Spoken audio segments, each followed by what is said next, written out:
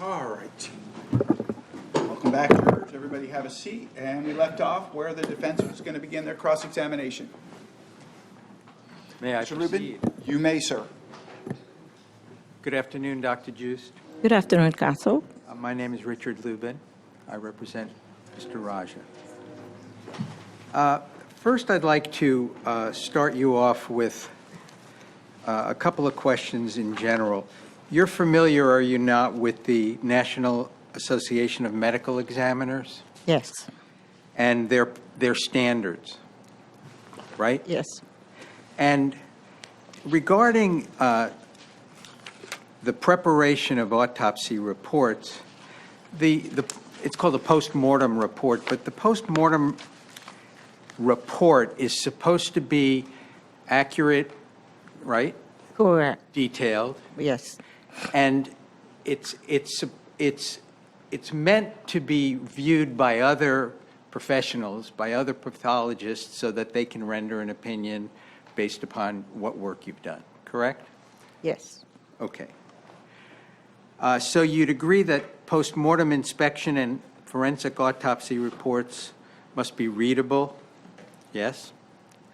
Sure. Descriptive of findings? Yes. Correct. And include interpretations and opinions to make them informative, right? Yes. Okay. That's so that, of course, you can go back and rely upon it at a later date if you ever need to, correct? That's correct.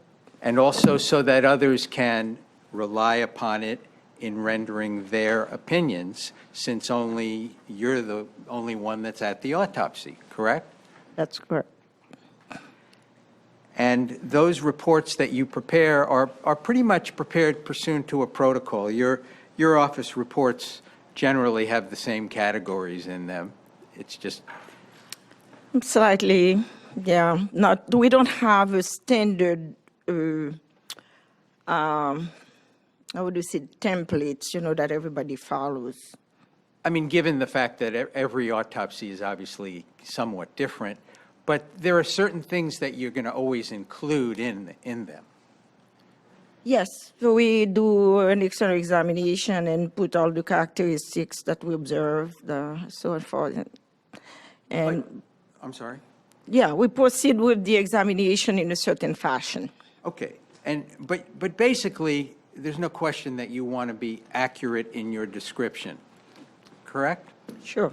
And you want to be accurate in your description of wounds, for example, correct? Sure. Now, wounds in your autopsy report are described as either perforating, correct? Yes? Yes. Or penetrating, Yes. correct? Yes. And for us lay people, a perforating wound is a through-and-through shot, correct? That's correct. And a penetrating wound is one that remains inside, correct? That's correct. All right. Now, on the first page, you have your autopsy report? I do. On the first page of your report, you refer to a gunshot wound of the right upper arm, correct? Roman two. numeral 2, perforating gunshot of the right upper arm. Correct. And number 3, a perforating gunshot wound of the left forearm, correct? Correct. Now, on page 4, however, you refer to the wound of the right arm as penetrating, not perforating, don't you? Yes, I'm aware. Huh? I'm aware of that. Okay, so that's a mistake you made, correct? Yes, it is a mistake. Okay, and it would be a mistake that could have some magnitude to it, because other pathologists are going to have to rely on your report, and they're going to have to know what's the deal, right? No, it's not a mistake of any magnitude. Well, I'm just asking you specific questions. Others are going to rely on your report, correct? That's a yes. Others know what I describe under this paragraph, So and they others- can easily see it's a mistake. Well, let me ask you this. A a doctor who was reviewing your report would have to make a decision on which one you were describing is correct. Was it correct that it was perforating, or was it correct that it was penetrating, correct? Well, a competent doctor will easily know that this is a mistake because he knows he reads what's under the heading, and he sees that I describe an entrance wound. He sees that I describe an exit wound. So he knows that it could not be a penetrating, and that has to be a mistake. Instead of penetrating, it should have been perforating. All I'm asking you was, you made a mistake. I made a mistake. Okay. Correct. Now, on page 1 of your report, you describe in Roman numeral 1, the right and left hemothoracis of 1,000 millimeters and 400 milliliters, correct? Correct. Okay. But on page 4 of your report,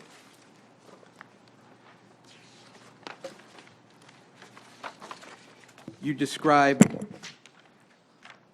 a right hemothorax of 1,400 and a left of 400, correct? Yeah, that's, again, a typo here. Again, it's just a mistake. This report goes through a transcription.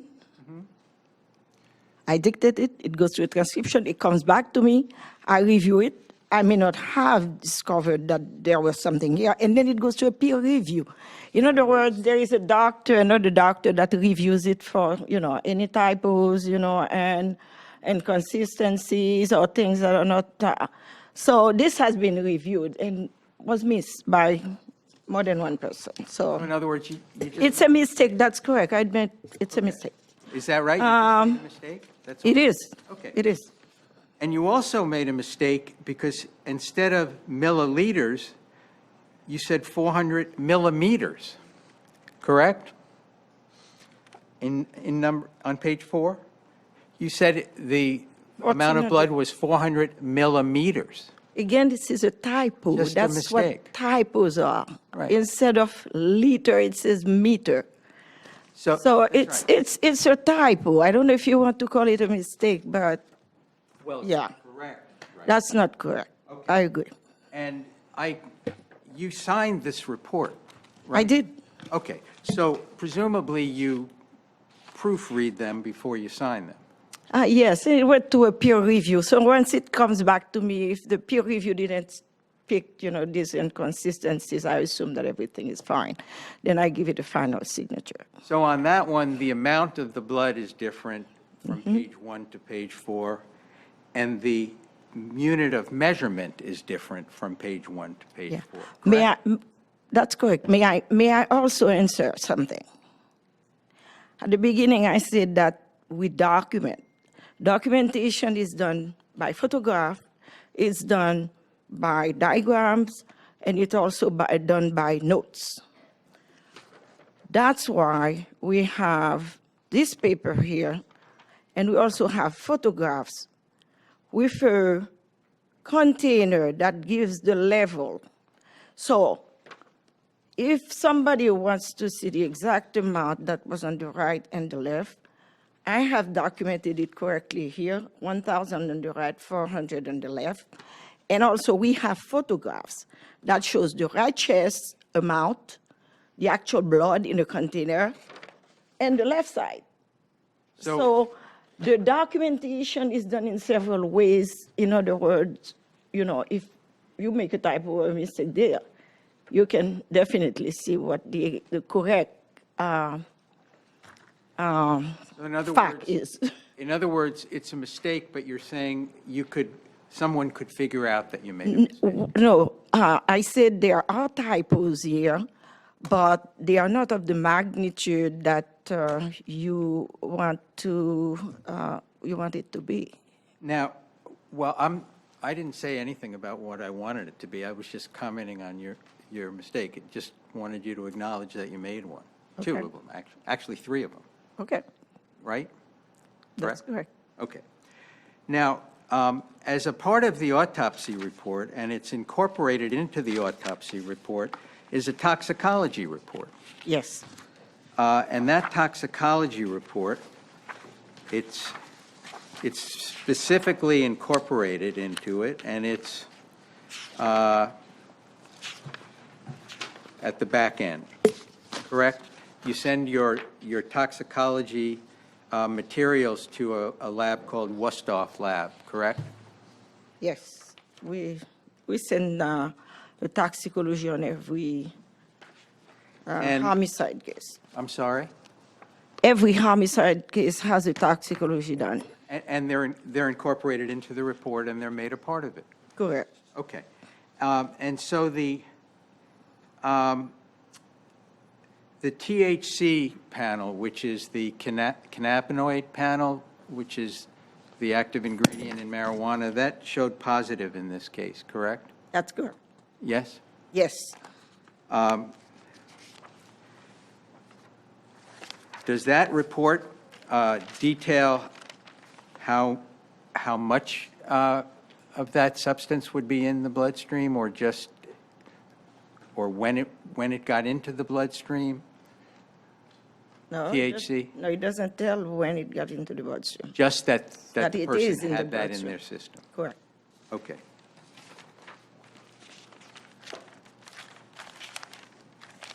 Now, I want to talk to you about the location of the wounds, okay?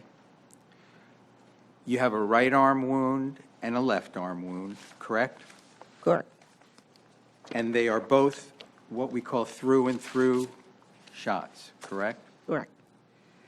And the wound to the right arm, if you could just hold your arm up and show us where that wound is, where the entrance is and where the exit is. The wound I to the already right. demonstrated it. It's over here on the right arm, and it come out this way. So in other words, any combination of movement or of positioning that would expose the right inner arm to the gunshot could have caused that wound, correct? Correct. But it would have had to have been that the right arm was away from the body for that to have occurred. You couldn't have had it up against the body. You're right. Okay. So away from the body would, for example, be raising it like my arm is now and turn to the side. In general, yes, but this one has, again, a marginal abrasion as I described. And when you look at the marginal abrasion, you can tell the direction the bullet is coming in. So what's the direction? The It's- direction is, It's not going from it's a side. from a way. It's a side, Yeah. but where you enter the arm, the wound, the marginal abrasion is not forward. Had the bullet been coming with the arm this way, the marginal abrasion would be on the direction the bullet is coming from, and it wasn't. It's away. So that tells me that the arm couldn't be in that position. Show us all the different ways. Show us 5 different ways that the arm could be. Even if the arm is this way, Okay. and it's not facing somebody, and it's shot at, if the person is straight on, you won't have an abrasion that's circular. If the arm is up and it comes at an angle, then it will come differently. Then it would come. If the arm is all the way up, that's another position where you can have an abrasion that looks posterior or upward. So there's any number of positions of the right arm and also of the left arm where you could fashion that wound.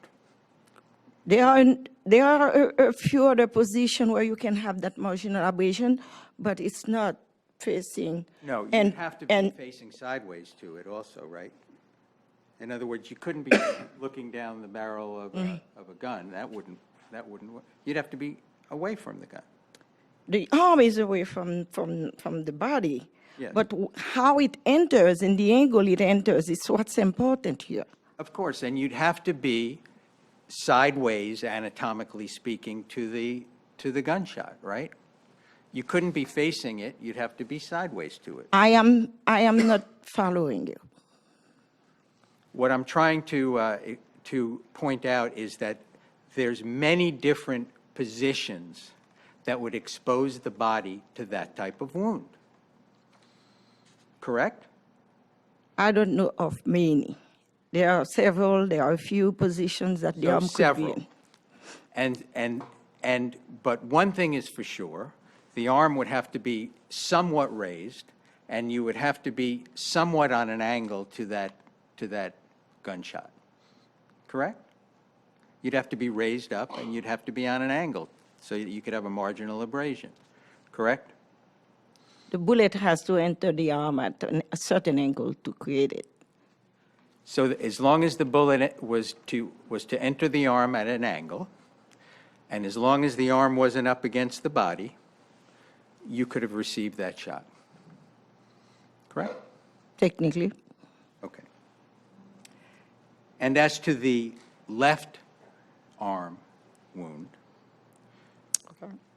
you would likewise have to have your arm raised up, correct? You couldn't have it up against the body.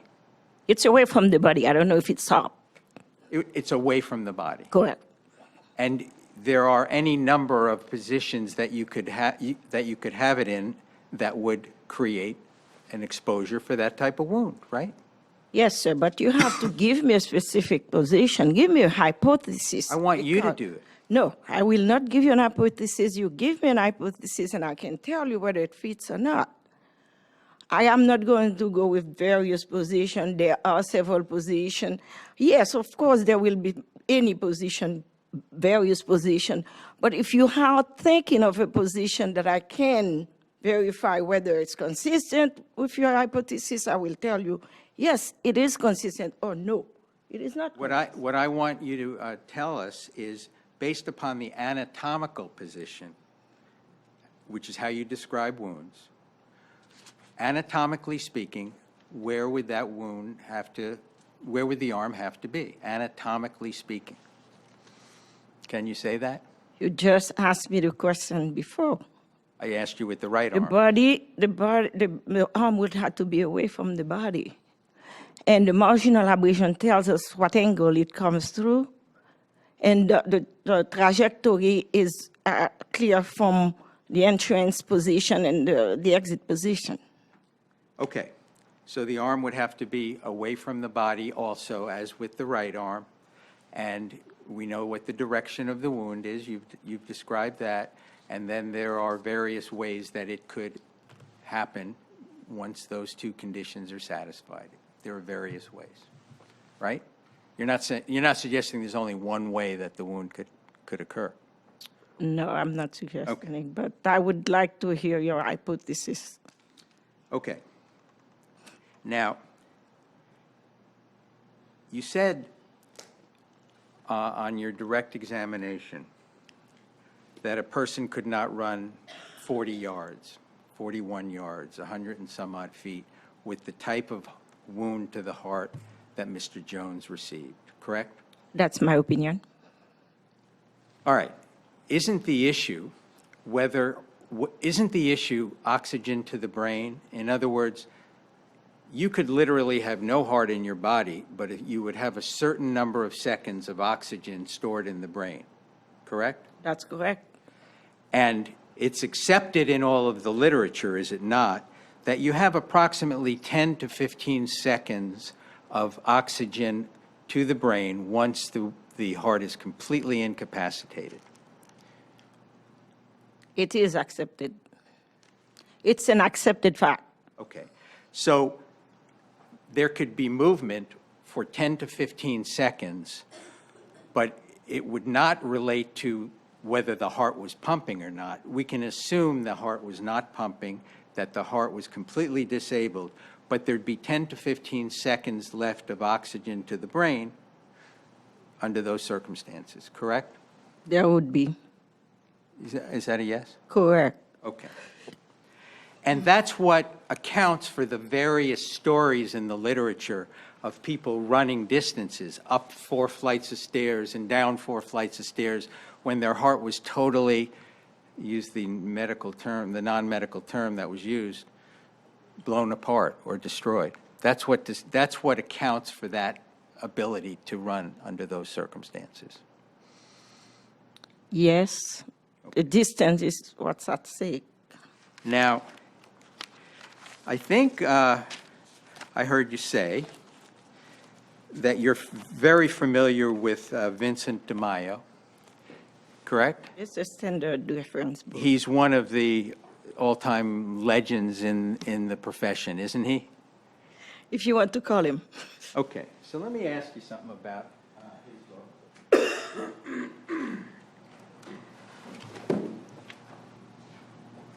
The book you're referring to is Gunshot Wounds by Vincent de Mayo, right? Yes.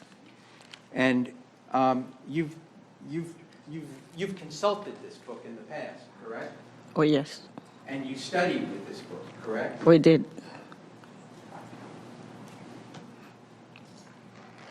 And I'll ask you whether or not you agree with his statements of gunshot wounds. An individual may sustain a fatal wound and yet engage in physical activity. This is page 225. Occasionally, forensic pathologists encounter cases in which an individual Yep.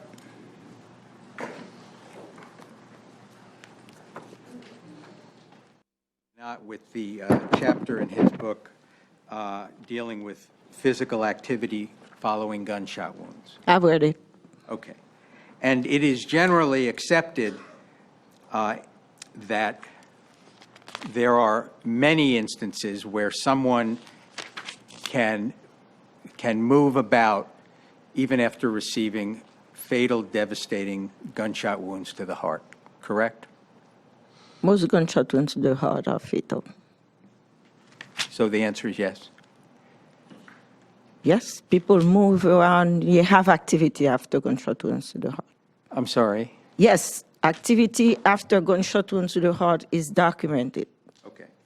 Including what you've described as blown out hearts, devastating heart injuries. Yes. Okay. And so however far somebody can go in 10 to 15 seconds, that would be the absolute outer limit as to how far they could go, correct? I guess. If it's proven that's where they have the distance they have covered. Likewise, you're familiar with Werner Spitz, Yes. another famous book in the field, Spitz and Fisher's Medical Legal Investigation of Death. There are not too many. Yes, I'm familiar. There aren't too many. There are not too legends, many forensic books. But De Mayo and Spitz And Spitz are the standard reference. And you recognize, don't you, that Dr. Spitz has documented numerous cases where people have devastating injuries to the heart and yet move about for a period of time. Correct. And again, the word devastating, I am not sure what exactly that entails, because I have examined numerous people who had gunshot wounds to the heart who did not move too far. I have gone to scenes in my 20 years of doing forensic pathology. I was required as a fellow in all my years in Washington, D.C., all my years in Fort Lauderdale. I was required to go to every single scene of death by firearms. And the evidence is that the majority of people who are shot in the heart do not run that far. And some of them do not have the devastating injury that I showed here. There are people who are shot to the heart. All the activity they have is probably return fires if they have a firearm. And then they drop. And what you find is 2 holes in their heart. So, Dr. So there are other mechanisms. Just having 15 seconds of oxygen in your brain doesn't mean you're going to run a football field or half a football field, because the activity that we are talking about also, we have to go back to the specific case we are talking about. We're talking about somebody who's in fear for his life, whose adrenaline is jumping, whose blood pressure drops suddenly, who's supposed to have no pressure in a matter of seconds, and whose blood pressure has dropped entirely. And this person is fainting, is confused, and still you want to tell me that this person maintained enough muscle tone and activity to run 41 yards. That is just not humanly possible. But the literature is filled with stories of people who have devastating wounds, blood pressure drops. Spitz, for example, documents stories of people running up 4 flights of stairs. I know all of these stories. 7 city blocks with similar injuries, correct? Not similar injuries. Like I said, not all gunshot wounds are created equal. We have people who have gunshot wounds to the heart where they are losing their blood pressure and losing their blood. Eventually they fall. They can walk. There is a literature of somebody who was shot with a small caliber gun and runs around his house for probably an hour. But what happens is that you have to look at the muscle of the heart and the way it's constructed. You can have a gunshot wound. I have had people die and go to the hospital. They had time to go to the hospital and die in the emergency room. When they come by, they have a gunshot wound to the heart that goes to the muscle at the end of the heart. It barely takes. I'm going to ask. A gunshot wound to the heart is always a deficit. Everybody take a deep breath. It's a gunshot. No. Breathe.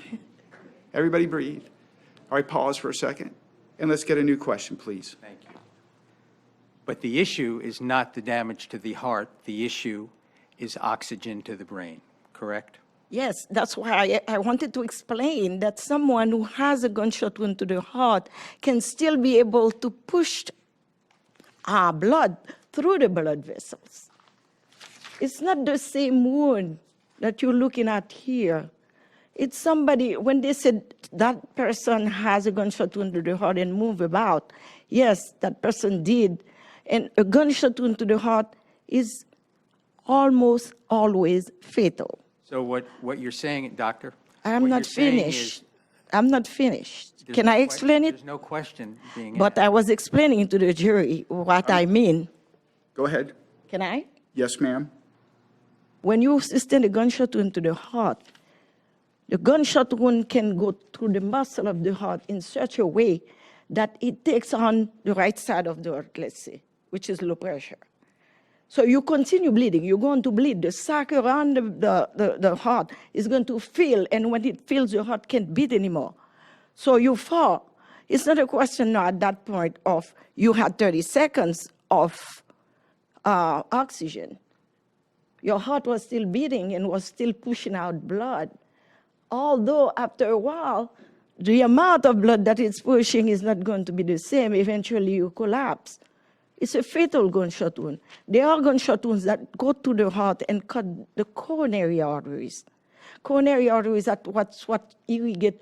That's the first blood vessel that comes out of the aorta and gives your heart Your Honor, I'd ask supply that she- oxygen. Be All responsive right, to my question. everybody pause again.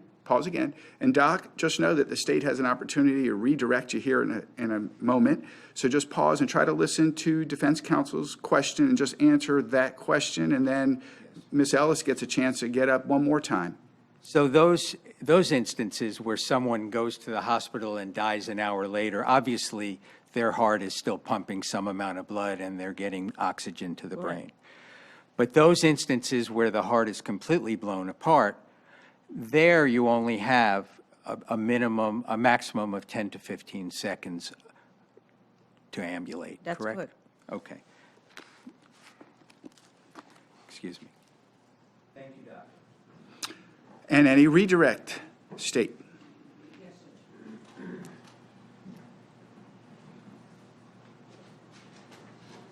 Dr. Juste, defense counsel asked you about, first of all, before I get to that,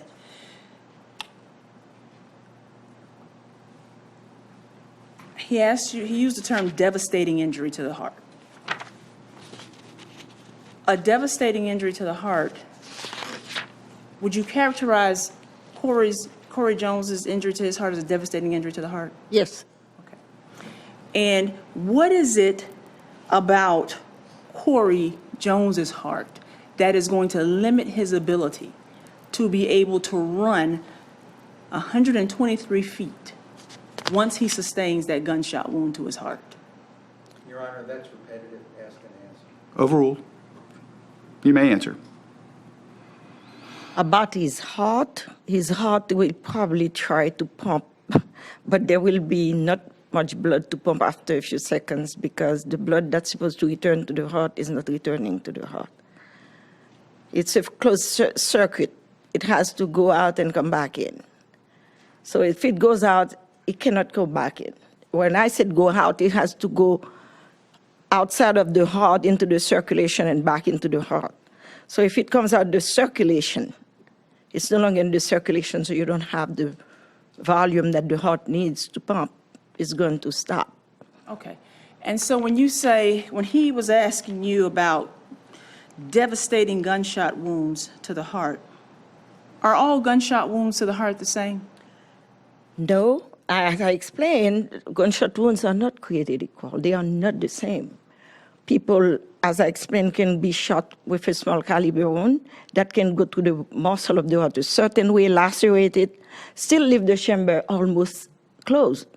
It may make a hole in one area of the heart, so blood will be coming out as the heart is pumping. And then eventually, the blood will, again, not be in the circulation, but outside. Then that person is going to eventually feel clammy, confused, and then lose consciousness. But in this particular case, it doesn't take long to lose consciousness. I'm not saying he didn't have enough oxygen for 15 seconds. What I'm saying is that you have to at least maintain consciousness for that 15 seconds in order to sprint 41 yards or 120 feet. It's a long distance. And you said that that is humanly impossible. It's not possible. Can we put up that model real quick, the one with the, yes, the black and white. Just lastly, Dr. Juste, I want to show you a different model that we created, this one here. So now, can we turn it, Dan, can it rotate? Up, down. Yeah, just so that we can see the trajectory. So now when you see that, can you see that from where you are, Dr. Juste? When we're looking at this model that we have here and the rod, that rod that you have going through that's going through what exactly of his heart?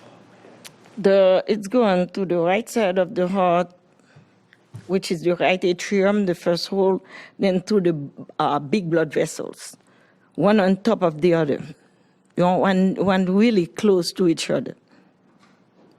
The two blood vessels, the aorta and the pulmonary artery, the aorta override the pulmonary artery. Mm-hmm. So they are side by side, one coming to the left, and the pulmonary was overriding the aorta that's coming from the left side of the heart. Okay. And so in looking at this model that we have here, in your opinion, based on the way we have it structured here, is this the reason that you are opining that because we can look straight through his heart, because it's blown apart, is that the reason that you're opining that Corey Jones is never going to make it 123 feet after being blown, after his heart has been blown apart that way. Like I said, gunshot wounds can go any part of the heart. Can go on top of the heart. It's go at the tip of the heart. It can go under the heart. It can go to the side and lacerate, make a big opening in the muscle. We see it every day. I have done countless autopsies, and I've seen so many different type of gunshot wounds. They are all devastating. The reason I'm talking about them is because these people die. They are all devastating wounds, but they are not all the same. In this particular case, you cut off, it's almost like taking a hose where you have water open in the hose, and you're watering, and somebody takes a knife and cut the hose. They don't slowly close it. They cut it off. The water suddenly stops. So what you have is somebody who's going to be suddenly confused, suddenly fainting. That person will be dizzy so quickly and fainting. The oxygen in his head is not what the 15 seconds of reserve oxygen is not what makes the person faint. It's the drop in blood pressure that's so sudden. And if anybody has ever experienced a low blood pressure, you will understand what I'm saying. You could be sitting on the ground, and I do suffer from hypotension, orthostatic hypotension. You lay down too long on the floor, and you get up too quickly. Your blood pressure dry. You have to find a place to hang on to because you feel so dizzy you're about to fall. So when you tell me that Corey Jones was able to, after his circulation is cut that way, his blood pressure dropped very rapidly, you're telling me he still is able to spread. Oxygen, the 15 minutes of oxygen applies also for the muscles. The 15 seconds. The 15 seconds, I'm sorry. So you're running on empty. Muscles need oxygen too. And you have no blood pressure going on. Right. So let me ask you this. So that 10 to 15 seconds that defense counsel was asking you about, once Corey Jones is hitting the heart, that 10 to 15 seconds, that is somewhere in between there, once he's popped in the heart, if he's already been hit in the back of the arms, he has the momentum to run. So once he sustains that injury to his heart, can he use those 10 to 15 seconds to basically turn around because he's so disoriented and stumble and then fall flat on his face? Could that account for the 10 to 15 seconds? Yeah, sure. There's no further questions. You may step down. Thank you very much. Okay, thank you. You're welcome. Watch your step.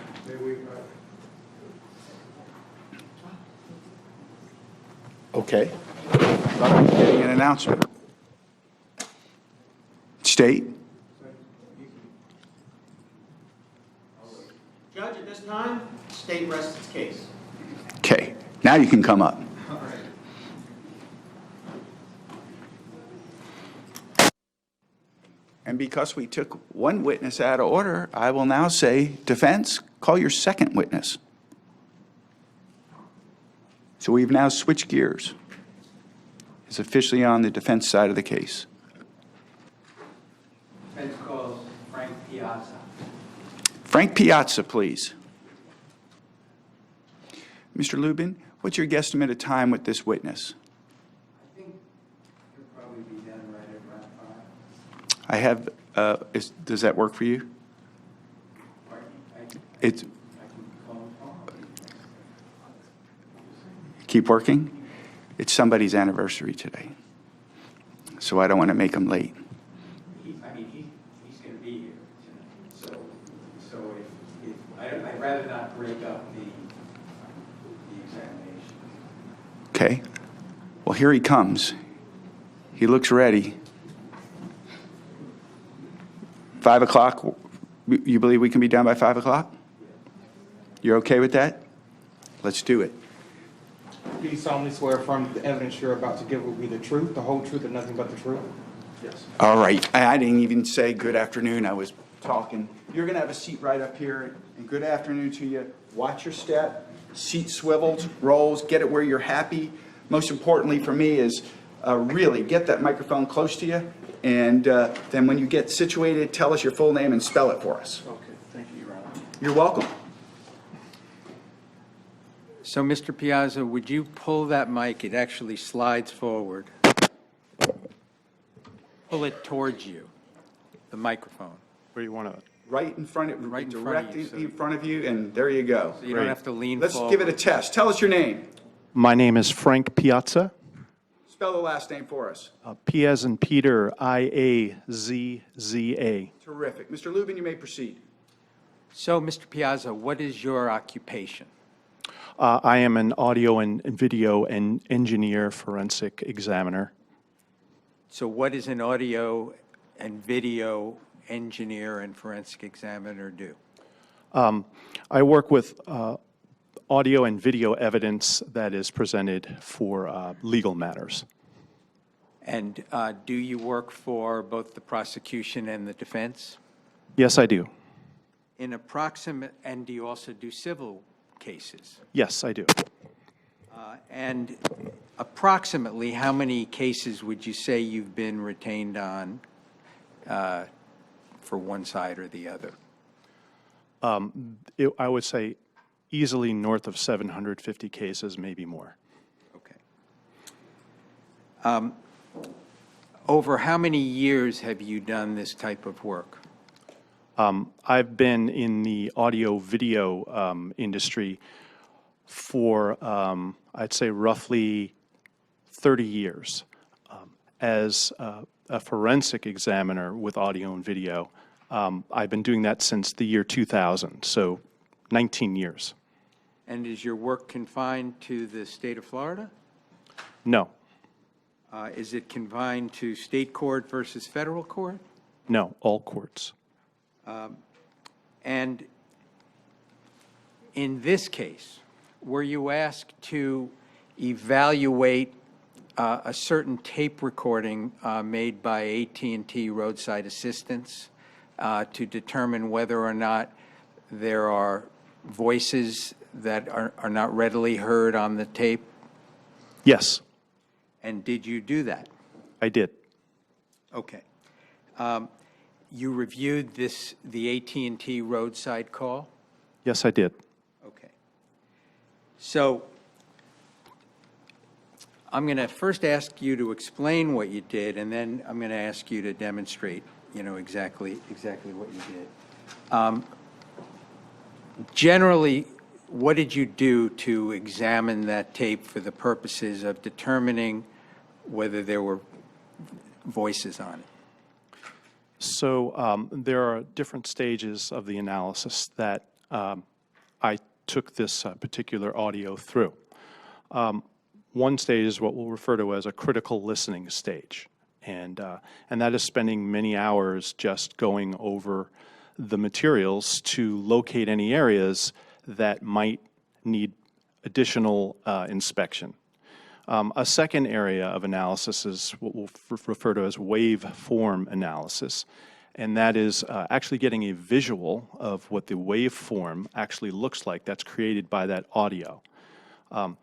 Another part of the analysis is looking at it through a spectrographic image, and in that image, we are seeing a lot of information that is very detailed, which would include the frequencies, any harmonics, any noises, in a very specific graphic kind of way. It helps quite a bit to identify and support your findings you might come up with in your critical listening stage, and vice versa. So basically, we're talking about the Mr. Jones, the Corey Jones cell phone, and what it picked up on that evening, correct? Yes, correct. And we're all familiar with the transcript that begins with unintelligible human voice, Yes, and then Mr. Jones is heard to say, huh. yes, That's the call we're talking about, and that's the point in time on the call that you're focused on, correct? yes, it is. Okay. Now, did you use specialized equipment in order to, or programs in order to do this work? Yes, there were numerous software programs that were used. Okay, and I'm going to ask you what software you used for what purpose as we get along. But is this a question of what the microphone was able to pick up on Mr. Jones's phone? That's the issue here? What was it picking up? Yes, the microphone in the phone is what allowed this recording to take place. So the purpose of your work then was to determine whether anything was said before the words "huh" or "huh" were uttered by Mr. Jones, correct? Yes, that's the direction that you gave me. Okay, so I want to take you through exactly what you did, and I think there's some photography that shows that, okay? Okay.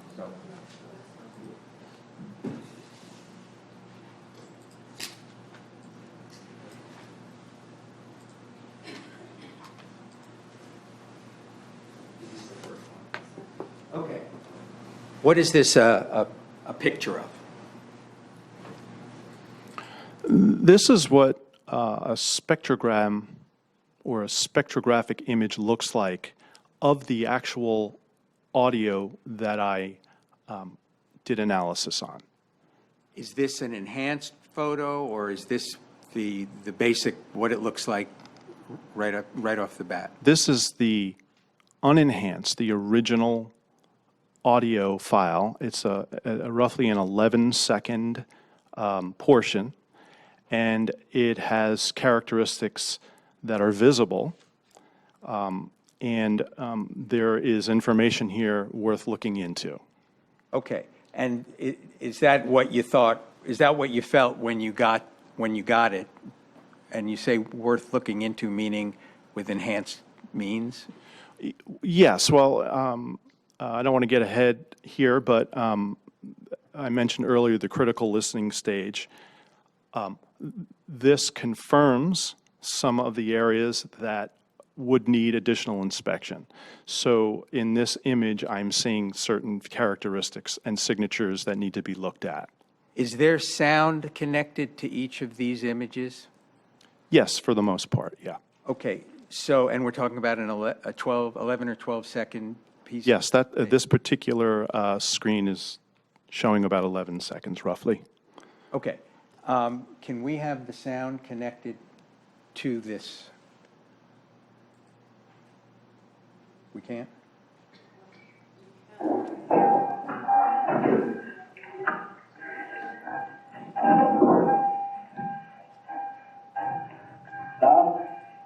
I'm good. Okay, so this ends with "I'm good," Yes, and it begins with the first, at least as far as I'm concerned, human voice that you can hear is "huh." yes, very difficult to hear in this environment in open speakers like this. Okay, but this is an unenhanced version. That's correct. Okay, and when you said it was interesting, what part were you referring to? Well, using this graphic, in the area of right around 1 second, or I believe 2 seconds, I'm even having trouble deciphering what exactly happens because the enhanced version of this will give us the information that I can really be specific. But I'm talking unenhanced. Yes, Okay. yeah. And is beginning here, is this the front end of it? Yeah, that's the beginning of the file. Across to here? Yes. So this whole clip is about 12 seconds. Yeah, yes. And in the critical listening stage, in other words, before you enhance the sound, were you able to pick up anything or a human voice before the words "huh" were uttered? Yes.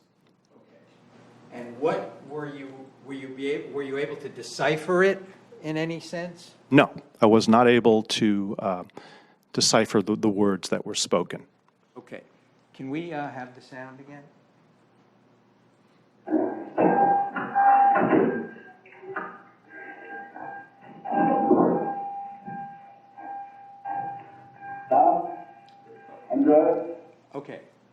So then did you take it a step farther? Yes, I did. When you said it was worthwhile doing more work, is that because you heard something? Yes, in that critical listening stage, I heard something that I needed to inspect further. But you didn't know quite what it was? Is that? I had an inkling what it might be, but I needed to get further into the analysis to confirm it. Oh, okay. Let's go to the number 2 slide.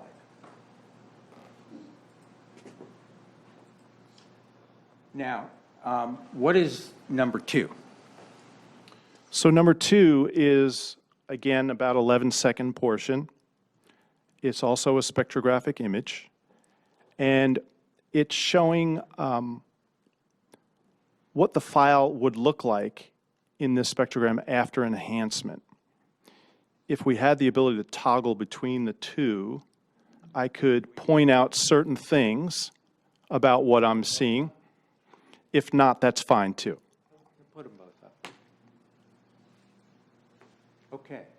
So you have the ability to toggle between the two. What do you want to point out between the unenhanced and the enhanced? Yeah, so just looking at it, you see that some areas are brighter than others on the left side, the unenhanced.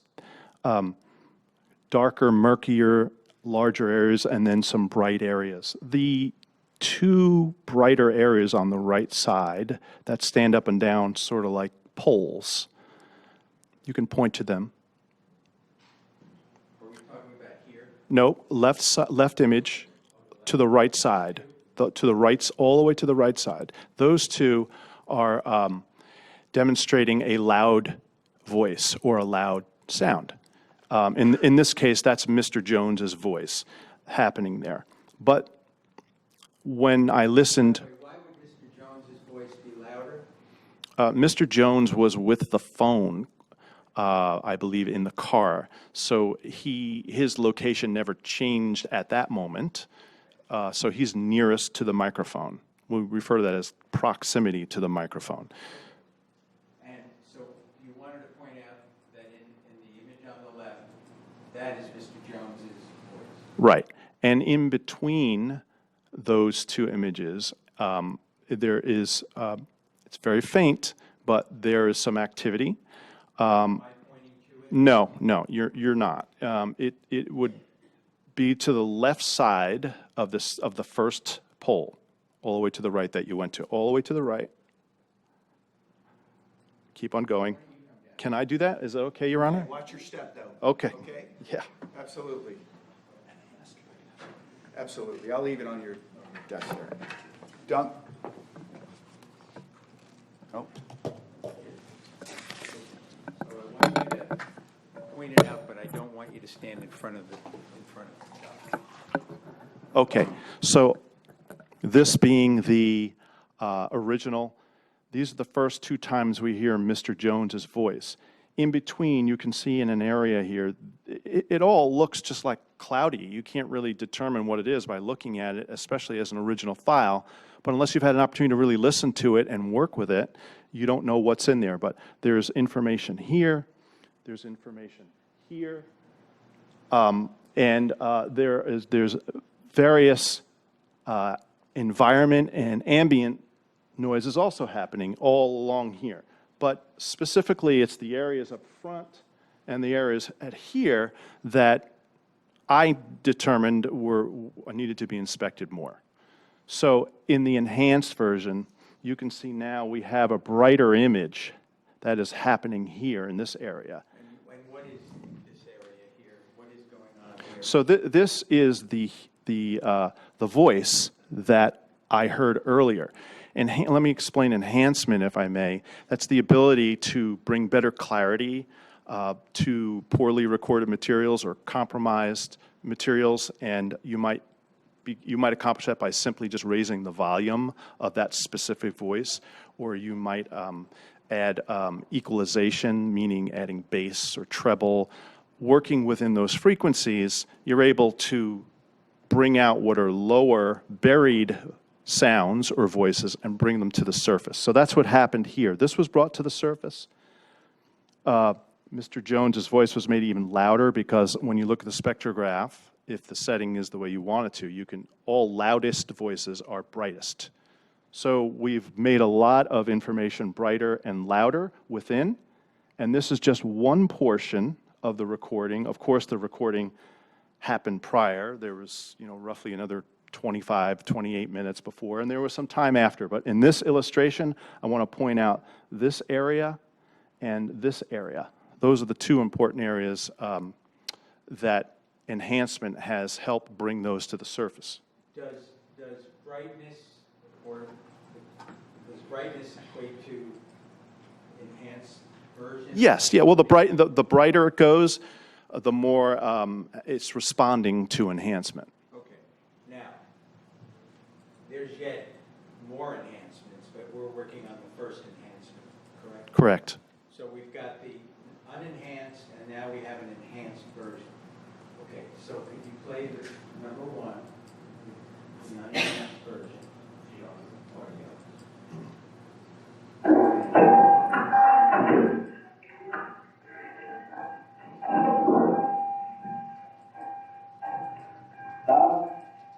I'm good. And now could you play the first enhanced version? And then I'm going to ask you.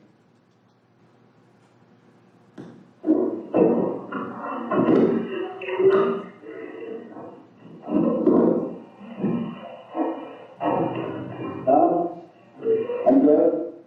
Okay, so what does that tell us from that first enhanced version? Well, as you watch a vertical line move from left to right, that is showing you, as it goes on top of the image, you can hear what you see. So when the vertical line gets to this point, you will hear a voice that has been enhanced, which has been made louder. We're not going to know the words spoken, but we have brought out a voice. When I say we, I mean me. And then the same thing you will see as it moves along from left to right. When it gets to this area, you'll hear Mr. Jones's voice, and then you'll hear Mr. Raj's voice here again, and Mr. Jones's voice. So Now, when you say we're going to hear a voice, are we able to tell what it says, or are we just able to hear a voice? no, we're only able to hear a voice And how- at this area. Okay, right. And so how do you know it's a voice? Well, do I need to stand up here anymore? Well, you're going to come back, but you can sit down. Okay.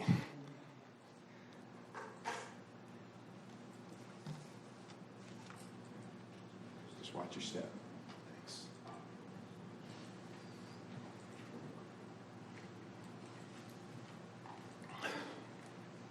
How do you know it's a voice? Going through those three stages I mentioned earlier, we know the voice falls in a frequency area, that the voices are in, and I'm going to get a little geeky here, 350 to 700 frequency range. And those voices are, the voices that I've detected there are in that frequency range. So it's because of the frequency range that you know it's a human voice instead of a dog barking or whatever. That's one of, yes, that's one of the characteristics that is telling me that it's a voice. It's not, yeah, there are many, like you suggested, there are many sounds that could be in that frequency range as well. But this particular voice is definitely in that range. So that's one area. Now, let me ask you this about the first enhanced version. Yeah. When you did that first enhanced version, were you able to conclude that it was a human voice? Yes. And how certain are you that it was a human voice? 100% certain. Okay. So you're 100% sure by the time you get to the first enhanced version, and there's more to come, right? There's super enhanced. Yeah, the next enhanced version will be the best way to present it today. Okay, but I want to be clear. So you're 100% certain that there's a human voice spoken before the words, huh? Yes. Okay. Now, how do we know that it's not Corey Jones or the AT&T operator's voice? So I mentioned microphone proximity a little while ago. what that really is saying, closeness to the microphone. A voice that is close to the microphone will present itself louder, usually have more clarity, and it will also, compared to voices further from the microphone, it's very identifiable. So it's more about a volume issue than it is a clarity issue. It's both, actually, but it will present itself different in sound and very different from a voice or a sound that's picked up further from a microphone. So let me ask you, if you assume that there's not a fourth person out there, in other words, not the AT&T operator, not Mr. Jones, and not Mr. Raja. If you assume that those are the only people out there, are you able to say with certainty that that voice belongs to one of those three people, and if so, which one? Yes, I can. And again, it really is a process of knowing and confirming that there's only the voices that you mentioned that could be present in that recording. And because I rule out that it's not Mr. Jones's voice, because I rule out that it is not the AT&T operator's voice, and there's only one other person there, and that would be Mr. Raja, it is Mr. Raja's voice that is audible there at the beginning. So if you were not able to do that, if there were like lots of people out there or whatever, you wouldn't be able to tell whose voice it was? That's correct.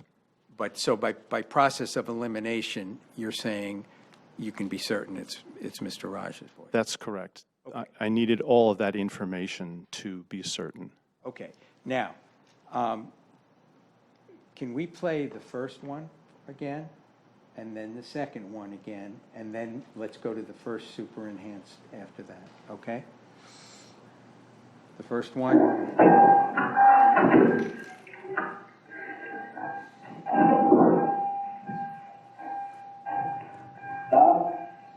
I'm good. And now the first enhanced version.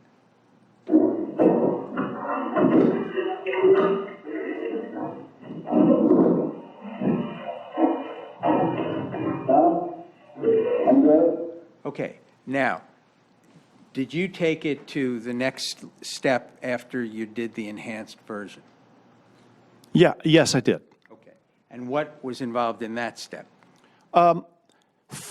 Especially for presenting it the best it can be, a lot of the noises were reduced. You're hearing a lot of, sounds like clumsy banging, maybe just artifacts of noise.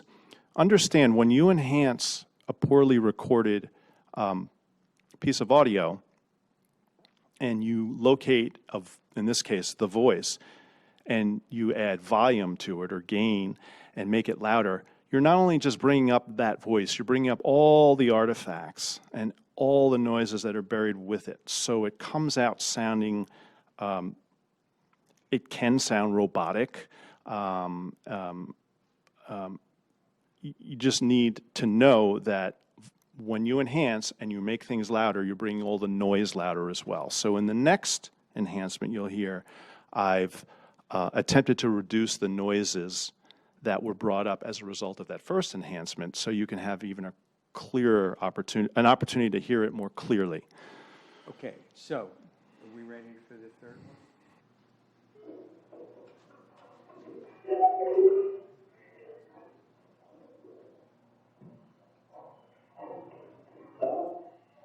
Can you play that again, please?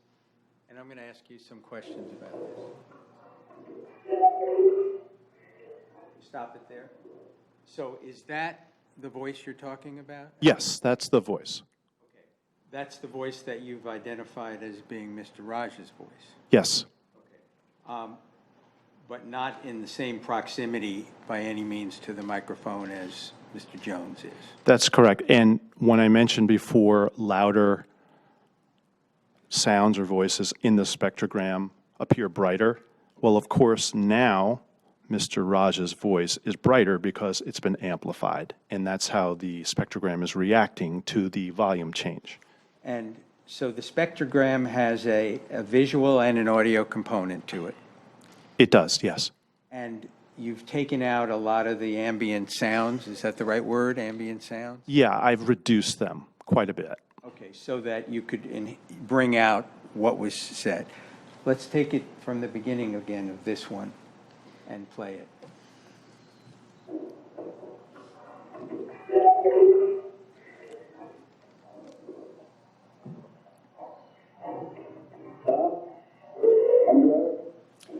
So you're still able to make out Mr. Jones's voice Yes. with some clarity, but I mean, maybe I have bad hearing, but you can't really hear what is said in the Raja voice. The first voice, no. Okay. Were you able to determine how many syllables it was? It was very difficult, but I'm comfortable saying there are minimum of four syllables, or, four, like the phrasing has four syllables, or the movement is four. Okay. All right. So did you yet again enhance it more? No, that's as far as I went. Okay. So what is the fourth video then, or the fourth spectrogram? So I think we demonstrated pretty clearly now, as you watch the vertical line move across, where the voice has been enhanced. We've just given an additional graphic overlay to demonstrate what, and just to make sure that you are hearing what you're seeing. So if you play it, you'll see it's a graphic overlay. Okay, but before we do, are you able to determine how many seconds it was from the Raja voice to Mr. Jones saying, huh? Yes, yes, I have. It is from the start of when Mr. Raja speaks his voice to the start of when Mr. Jones says, huh, it's 6.3 seconds. Okay. And do you have any way of knowing where Mr. Raja was when he uttered those sounds? The four syllables? I was not given any ability to review any crime scene information to know where vehicles might have been or where people might have been standing, but I was told that he was a distance. Don't say what, don't Yep, say, okay. don't say what you were told. Were you able to determine how many feet from the microphone in Mr. Jones's phone he was? No.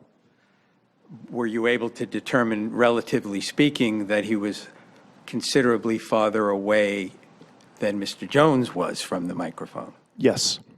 And I use the term considerably. Would 10 feet be considerable? It could be, yes. Okay. All right. So now you've done another enhancement. It doesn't change the sound, but it changes the view? The view, correct. Okay. So can we play the number 4?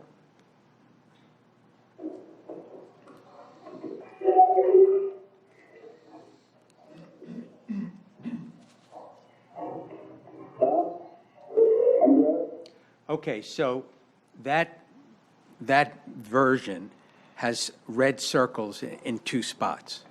What do the red circles signify? Those are indicating Mr. Raja's voice in the recording.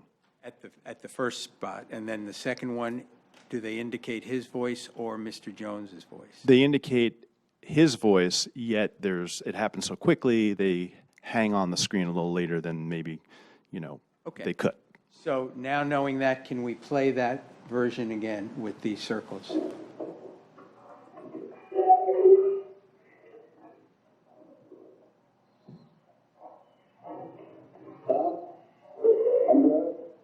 So in other words, that second circle kind of encompasses a statement by Mr. Jones, but it also encompasses a second statement of Raja. Yes, its intent is for Mr. Raja's voice, but it does do that, yes. Now, were you able, is there any way we could have enhanced it more so it would sound like normal people talking? In my experience, having done this many times, no. And how are you able to determine that it was 4 syllables?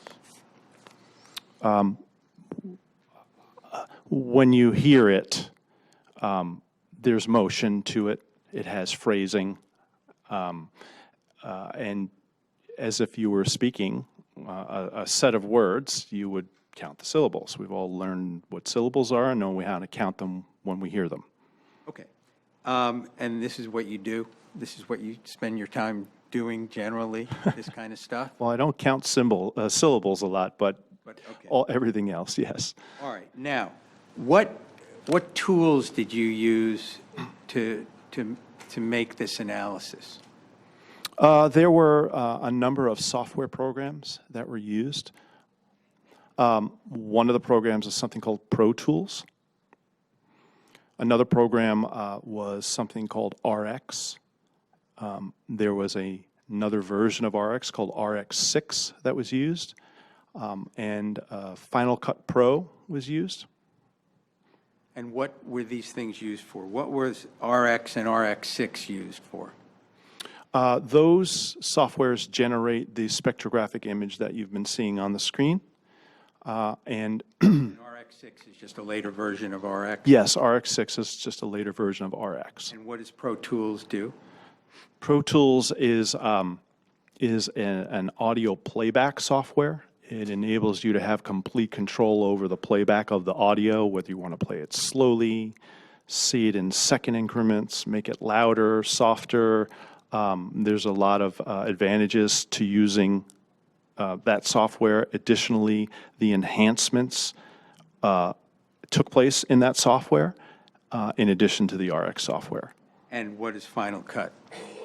Final Cut is a professional video editing software, and Final Cut was used today to actually create the videos that you're seeing that go along with the audio. Simply editing for presentation purposes. All right. Your indulgence. So I'm reminded that I didn't really get into your experience in education. So let's talk about that before I sit down. Tell us a little bit about your background. I am the owner of an audio video production facility in New York City. The name of that company is Audio Paint. It's a corporation, and Audio Paint was started in roughly 1996. And it services clients that need audio and video production services, and everything from music clients to pharmaceutical clients to broadcast clients and everything in between. Well, let me ask you, to court clients?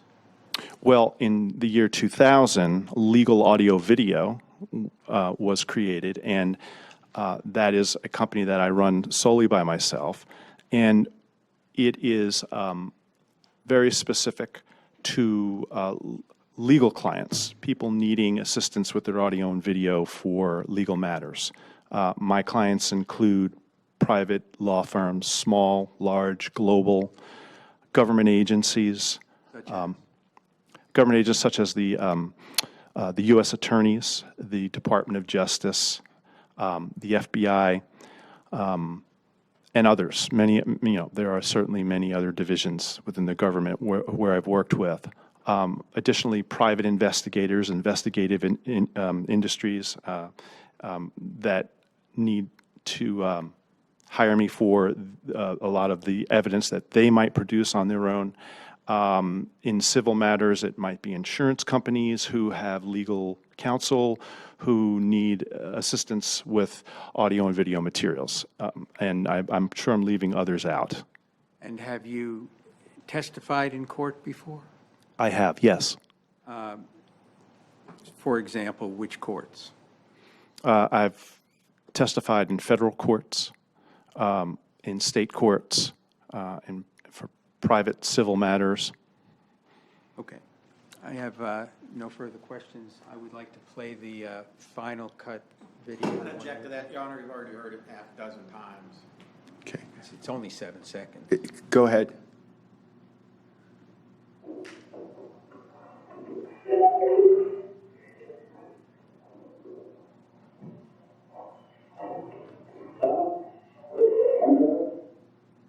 Thank you. Cross-examination. Yes, sir. Oh, you know, I don't think I moved the videos into Any objection? No, sir. Admitted. So as composite A through D, A through E. Okay. Number 8. Number 8, A through E. Great. State, you may proceed. Thank you.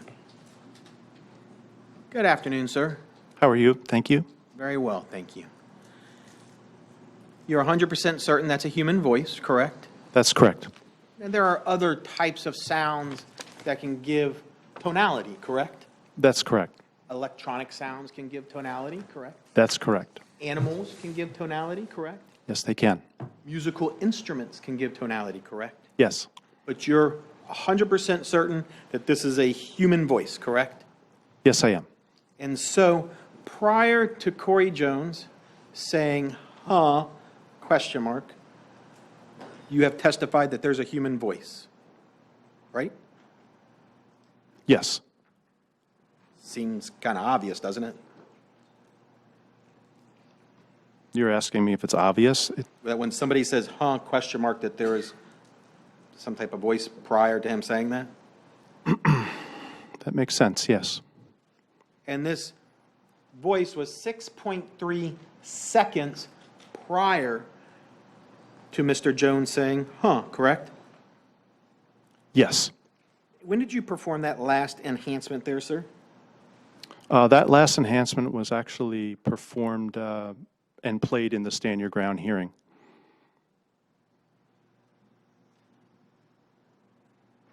And sir, you testified that you believe that that voice you estimate at, what, 10 feet away?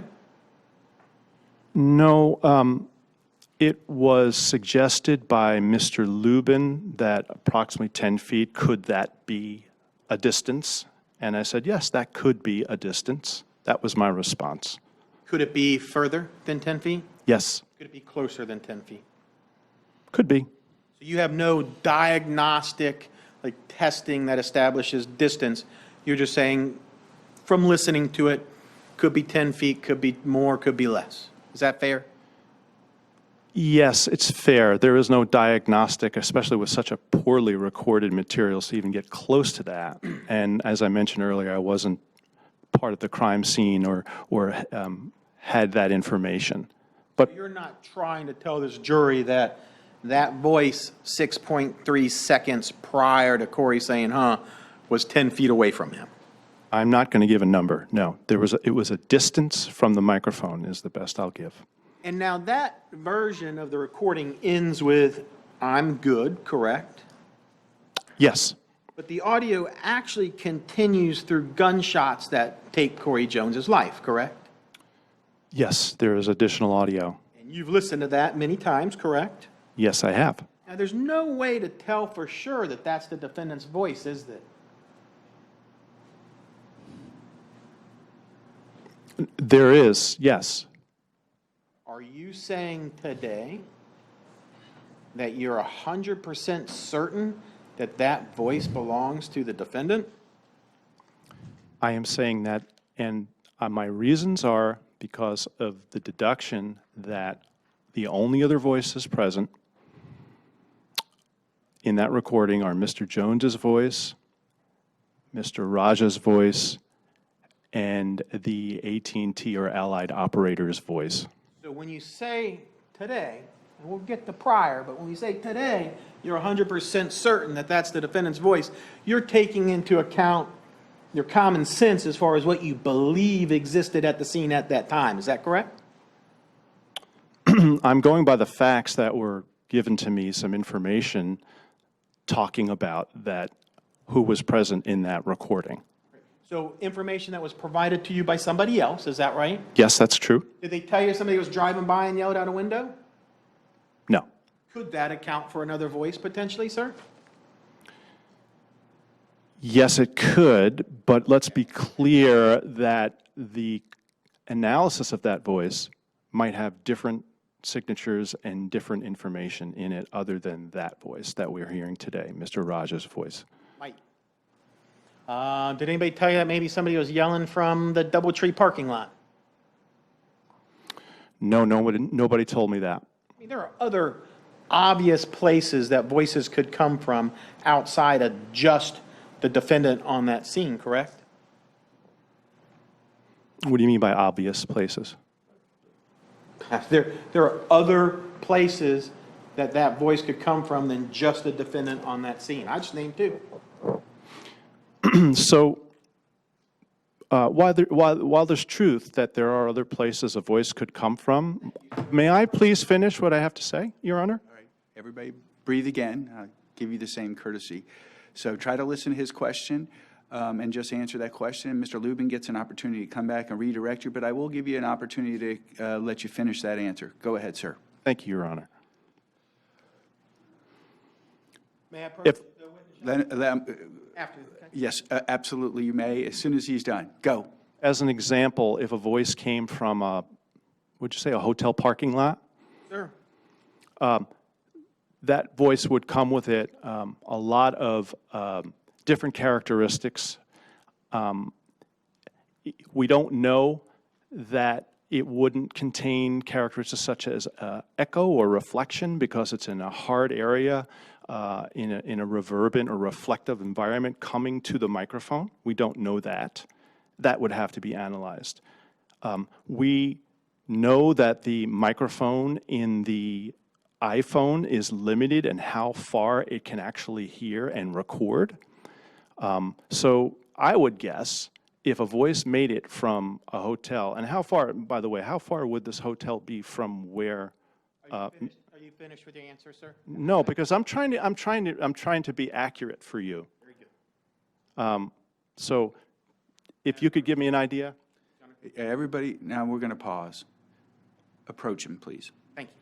I'm providing you with sworn testimony that you had previously provided. Can you please turn to page 79, sir?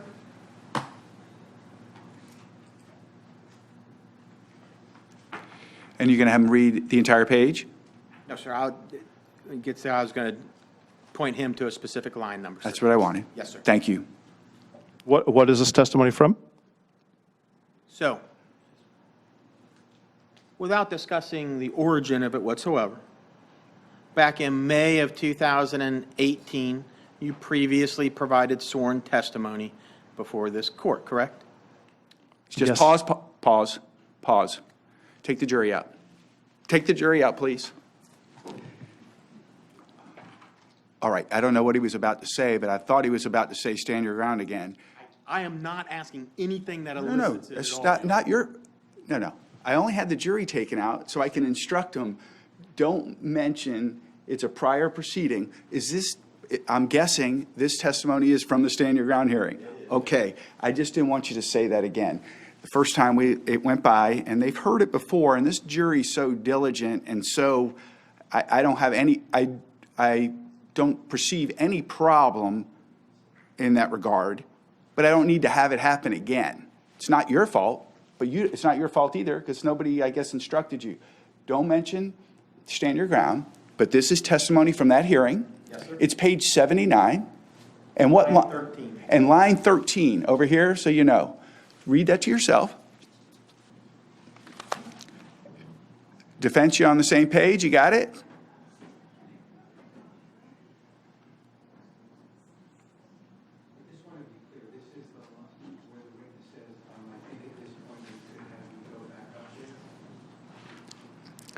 Mr. Fernandez? I'm sorry? Because I don't have the privilege of having, Page 79, line 13. and what's the question on your transcript? You cannot tell with 100% certainty that it is the defendant's voice, correct? Okay, so could you walk over, everybody, team up there and let's get on the same page. And I'm not faulting anybody, just, I got an anniversary I got to get this guy to. That's what I've got right here. James G. Is that his deposition? I don't know. Is this his deposition?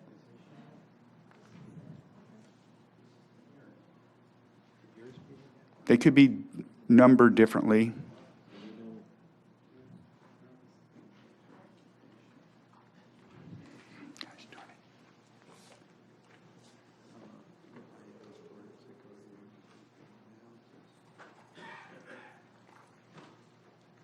I have that, you have that as 41, I have it 39.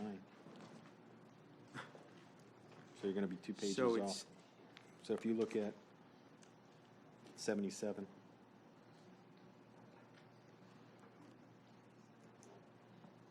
Here's it 81. It might be 81. You have the same one as me. Yeah, you have the same one as me. It's just that his print is smaller.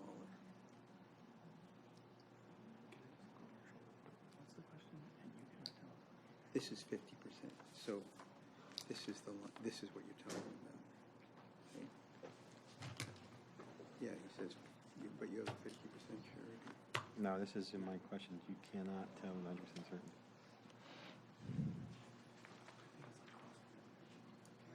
certain. Correct. Did you guys at least find the page he's referring to? Not at all. So if you're on direct right there, I mean, it's in there in cross. But it's, so could I just suggest, if it's going to be a couple of pages, maybe we could just copy his, because I'm not finding it. Well, I understand, but go to his cross in the hearing.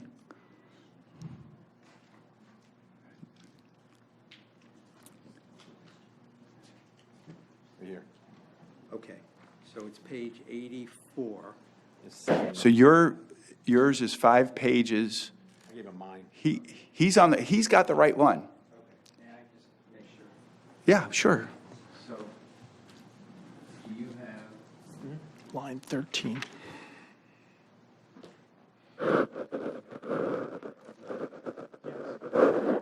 Okay, all right.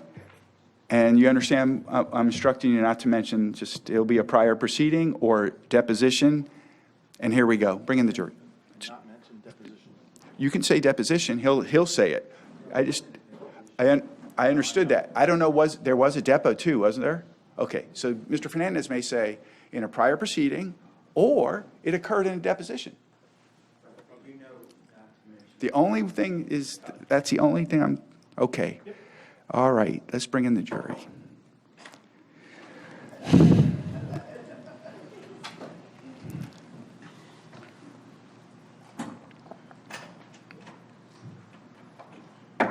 Jury Anthony?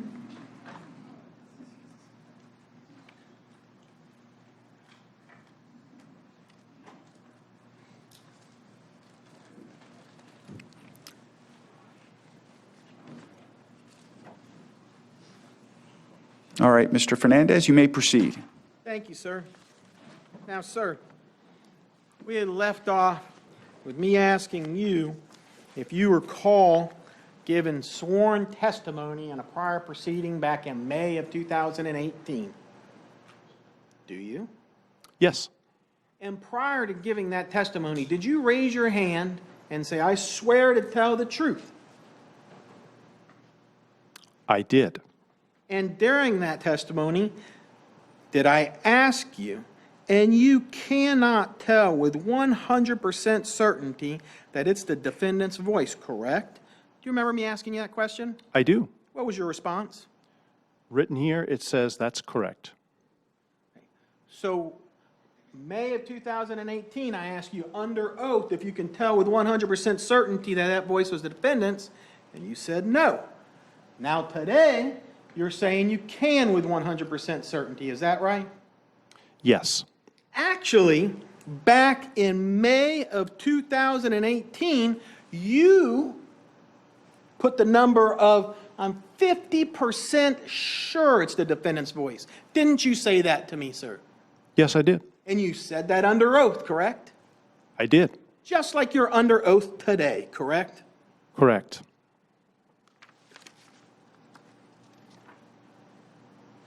And I asked you on page 80, line 11,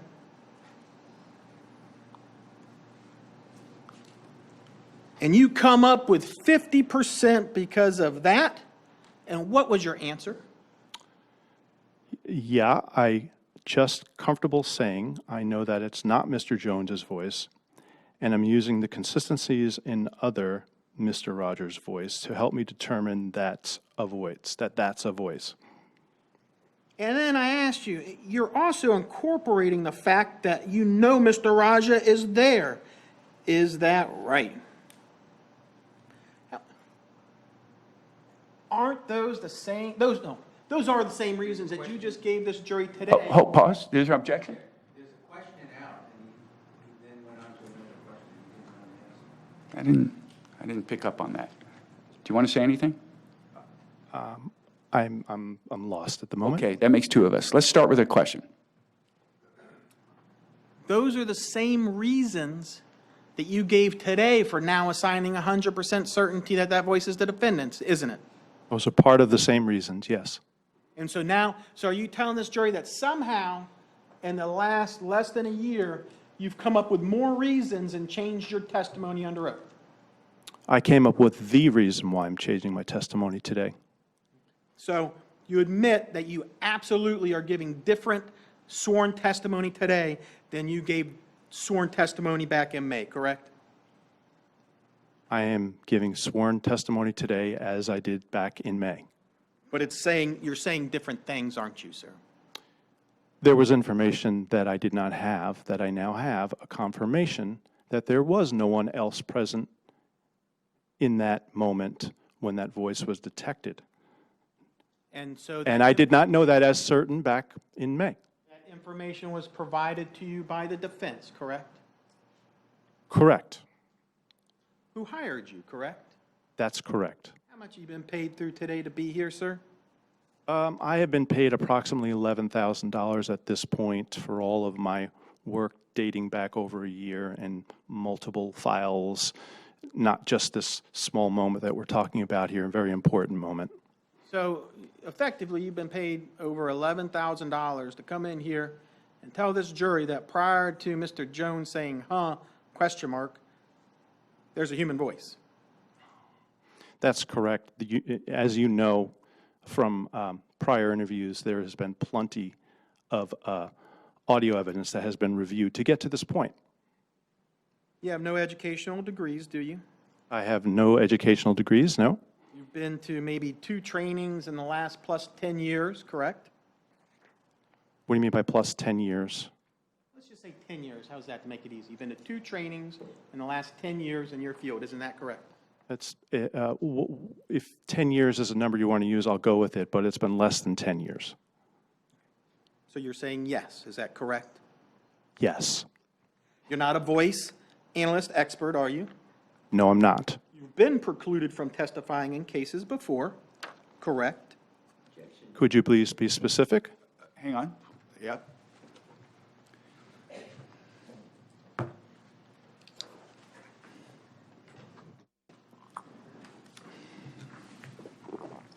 Regardless of whether or not you now believe this voice to be the defendant's, or you still stick with 50%, you do hear the defendant's voice in this recording, correct, at some point? I do hear the defendant's voice in this recording. You hear him say, really, correct? Yes. You hear him repeat, really, correct? Okay, I'm glad you brought that up because... Just pause. Did you hear a second really? Yes? I'm not certain I heard Okay. second really. Next question. You did hear the defendant's voice get closer to the microphone, correct? Yes? Just like you talked about microphone proximity, right? Yes. And you also heard Corey Jones's voice go away from the microphone, correct? Yes, at one point, but not in what we've demonstrated here today. As the defendant's voice got closer to the microphone, Corey Jones's voice got further away, correct? Yes. So at that point, the defendant now is chasing Corey Jones according to the evidence, correct? I don't know how to answer it. I don't have any visuals to see that Is the that's answer, what I don't happened. know? Excuse me? Is the answer, I don't know? The answer is I don't know. Okay, let's hear another question. Absolutely, sir. When you came up with 50% as opposed to the now 100%, you agreed that you had no scientific formula or methodology that comes up and gives you this percentage, correct? That's correct. You have no mathematical equation in which you actually input measurable data and then get whatever percentage, correct? That's correct. No generally accepted process to determine this percentage that you're now testifying is 100%, correct? What do you mean by a generally accepted process? Is there an... No, I did not use what you're referring to as a generally accepted process for this, this answer that I gave. Actually, you have previously stated,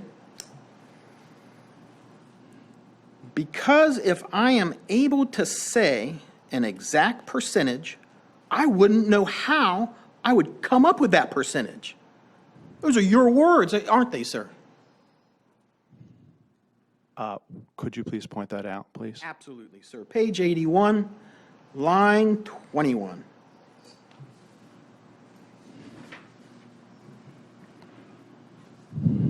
And let's start with line 18.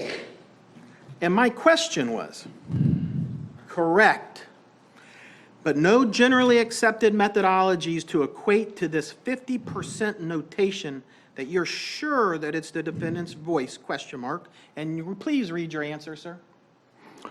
No, because if I am able to say an exact percentage, I wouldn't know how I would come up with that percentage. I prefer just to say that you, as a listener, can help determine that, as well as my information that I have provided. This voice, which was 6.3 seconds prior to Mr. Jones, lasted for a very short duration. Isn't that correct, sir? Would you ask that again, please? This voice, which was 6.3 seconds prior to Corey Jones's, lasted for a very short duration. Is that correct? That is correct. It actually lasted for less than 1 second, correct? That's correct, specifically 0.7 of a second. Which is about the same amount of time it took Corey Jones to say the word, huh, question mark. Isn't that correct? No, that's not correct. That voice is 0.33 seconds in Go length. to page 88, sir.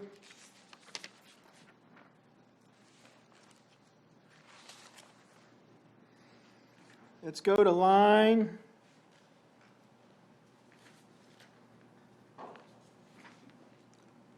Start with line 1.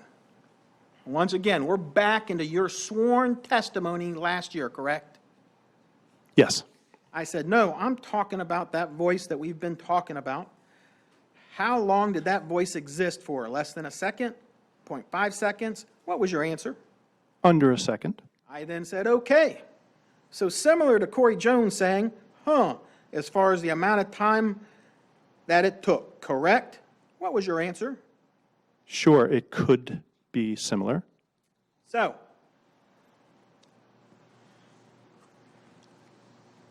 you can't even tell if it's one word or more, can you, sir? Which voice? Sound by, that was 6.3 seconds prior to Corey Jones. You cannot tell if it's a single word or multiple words, can you, sir?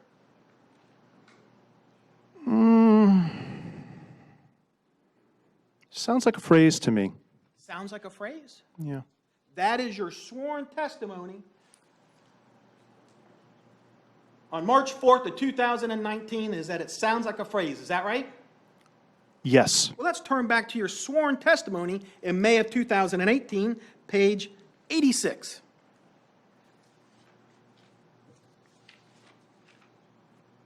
Line 16.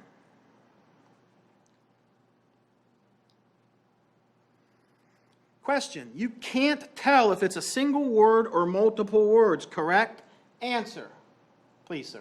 I can't tell you there are multiple, can't tell you. There are multiple syllables. Question, how many syllables? Answer.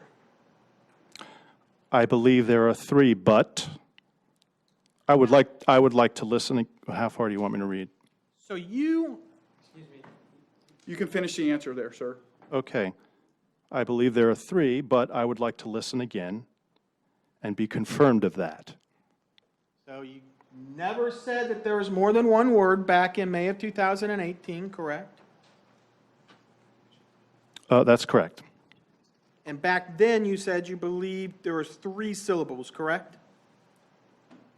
So again, reading it word for word the way it's written here, I believe there are 3, but I would like to listen again and be confirmed of that. How many syllables are you saying today, sir? I'm thinking 4. I count 4. But because of the poor quality, it's really hard. There could be more. There could. But I hear 4. I hear the movement of 4 utterances within the phrase. So you're sure on the 4 syllables? Yeah. Sworn testimony today. Sworn testimony today, Mr. Fernandez. Under oath. Hand it down. Under oath.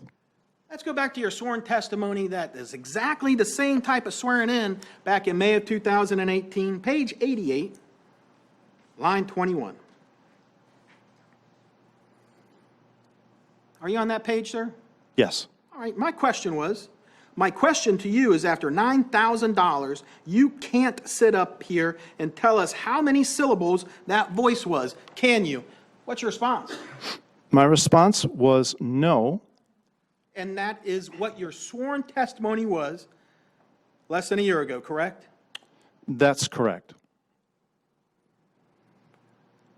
Now, you previously said that you can't tell what the defendant may have uttered if that was his voice, correct? That's correct. Are you sticking with that today, sir? Yes, I am. So, even if we're going to go with your 4 syllables today and ignore what you said previously, absolutely could not be, count the syllables, could not be, hey man, police, can I help you? Correct?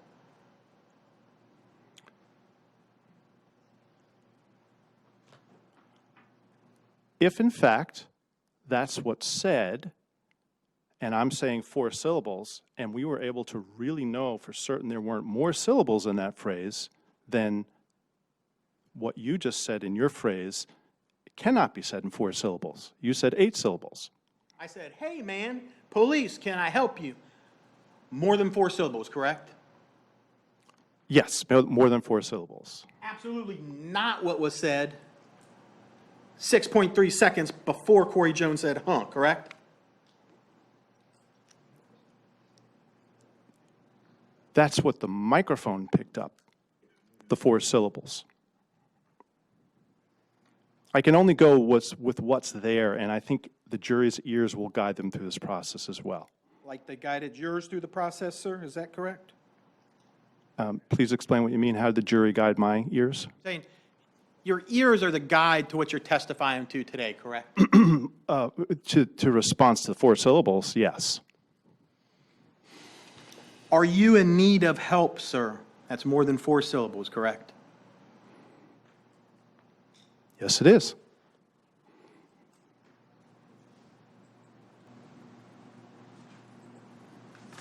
Got no further questions, Your Honor.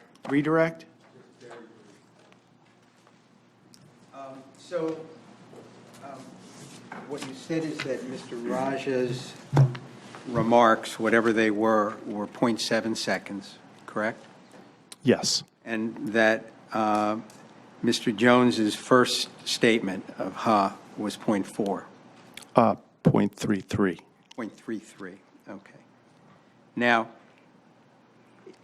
is the reason that you stated 50% certain it was Raja at the prior testimony, but 100% today because I told you, assume for purposes of today, that there was no one else there?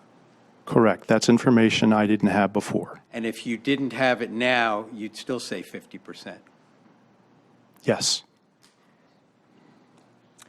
And is it true that Mr. Raja's voice gets clearer as he's approaching the microphone in the car?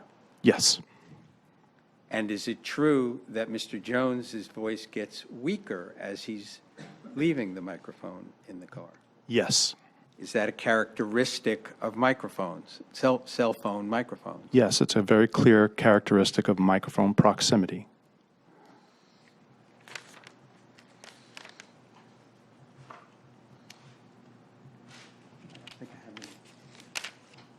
And you said something about an exhibit.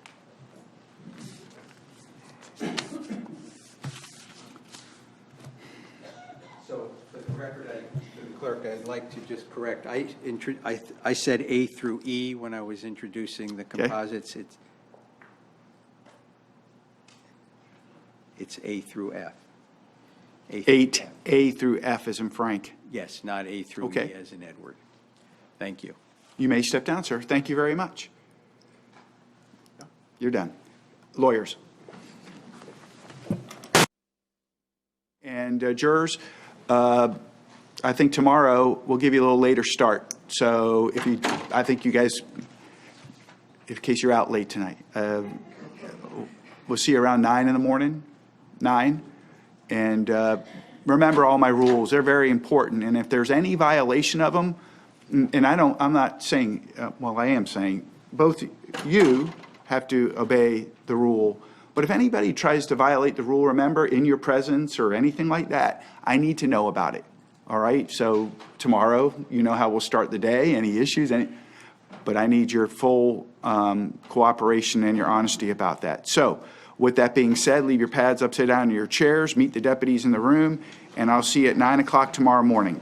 9 o'clock tomorrow morning. You can radio him. You can radio. So when he's done with his obligation, I want to see him in my office.